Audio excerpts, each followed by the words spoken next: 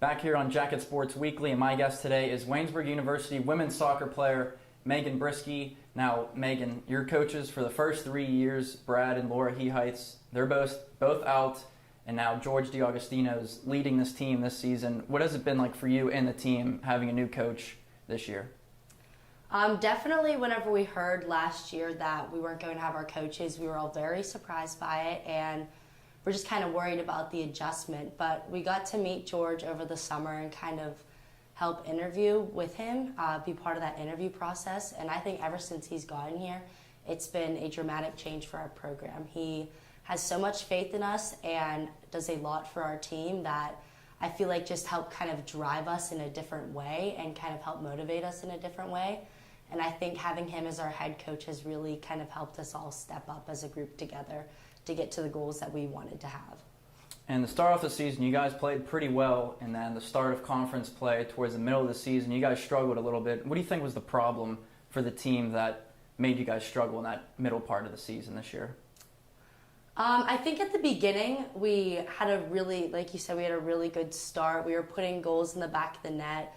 Our first couple of conference games were more on the difficult side, I would say. They were a little bit of tougher teams, but I just don't think we could find the back of the net ultimately. I think there was just a disconnect throughout the field and getting the ball, like we just could not find the back of the net. And obviously when you don't find the back of the net, you're not going to have success. So I think that's kind of where we really struggled. And we have to go back to that Westminster game fairly early in the second half. Autumn gets beat. You're the last offender. Handball, red card. Take me through kind of what was going through your mind while that play was going on.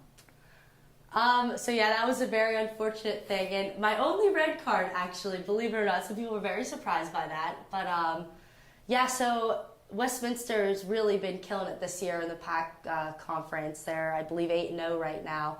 And we knew going into that game it was going to be a game where we had to defend very tough. Right before that moment, I remember just like kind of getting hit by the ball like 3 separate times, preventing it from going in the back of the net. And just the last time, whenever the last ball was going in, I thought that I was going to be able to kind of get in the way of it one more time and didn't realize it was kind of going towards my face. So just naturally and instinctively, I put up my hands, and unfortunately, it was the one that stopped the ball from going in the back of the net, and a red card was handed to me. And because of that red card, you were forced to sit out the next game against St. Vincent, which was a very critical game for your team. You guys ended up winning, but what was it like for you not being able to play in that game and having to watch from the side? Very difficult. That was one of the only games I really have had to sit out within my entire soccer career.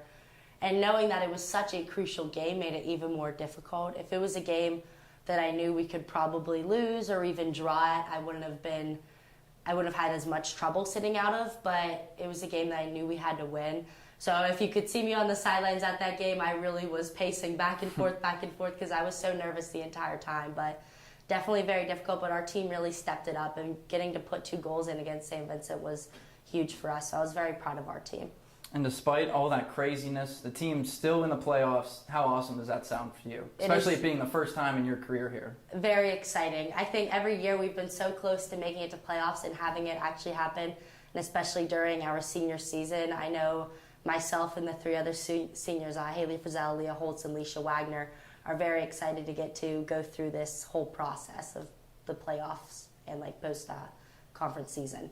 And it's pretty clear you're the always energetic, get the team going type of teammate. What does it mean to you to be in that kind of role and be that kind of leader for this team? I think it's just a lot of fun. The girls just overall are a very high energetic group, and that's the one thing I can truly say about our team is we're like one big family. And just being able to be the one who brings the speaker on the away games and to the home games, just kind of bring the energy. I think it's a lot of fun, and I think honestly that energy carries onto the field most games. So I'm just hoping that we can carry it on through playoffs and at least get this next dub. And it is your senior year. You've totaled 2,307 minutes over these 4 years. Put in a lot of hard work, did a lot of good stuff for this team. What do you want to leave behind to this team as you graduate and move on from the program? I definitely think the one thing I want to leave behind is just working hard. That's one thing that's always been my motivation throughout these past 4 years is just if you work hard for whatever, you're going to get it. it may have taken 4 years to get this playoff spot, but throughout my entire 4 years, I never have stopped working hard, and I just want that to be the driving force for everybody else, is that if they continue to work hard, good things are going to happen to them. So I just want that to kind of be the message, especially for these underclassmen, because I know they can succeed. We have a lot of very talented players. Now, unfortunately, that's all the time we have, but thank you again for joining us. Whenever we come back on Jacket Sports Weekly, Caleb and Austin will break down the top 5 plays of the week, and stay tuned to see if any of Meghan's teammates make the list.